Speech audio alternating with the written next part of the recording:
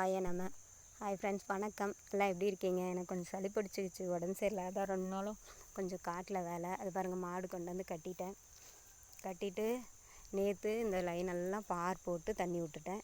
இன்றைக்கி இந்த வெயில் போடணும். நீங்கள் பாருங்கள், எப்படி பார் போடுறதுன்னா இப்படி தாங்க. இதான் பாருங்கள், இதுதான் வாய்க்கால். இது தென்னை மரத்துக்கு அப்படியே நெட்டாக, இது சொட்டு நீர் கிடையாது, அதனால் நெட்டாக. அங்கே பாருங்கள், எல்லாம் மயில் மேய்தா பாருங்கள். விதைக்கிற சோளமெல்லாம் இந்த மயில் தாங்க பொறுக்குது. இப்படி தான் பாருங்கள். இது ஒரு வாய்க்காலா, இதுலேருந்து இப்படி தண்ணி வரும். தான் இந்த பைப்லேருந்து இப்படி தண்ணி வரும். உடச்சி விட்டோம்னா இப்படி பாயும். இது நேற்று இந்த ஒரு வெயில் ஃபுல்லாக போட்டாச்சுங்க. இது சோளம், மாட்டுக்கு சோளம் விரைச்சிருக்குது.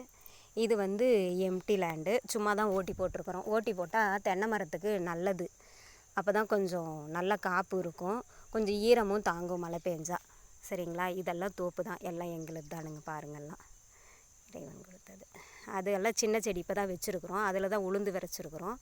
நேற்று பார் போட்டோம் இல்லைங்களா, அது இன்றைக்கி இது போடணும். தீவன பயிர் கொஞ்சம் கீழே நெடணும். அது நாளைக்கு நான் வீடியோ எடுக்கிறேன். ஓகேங்களா?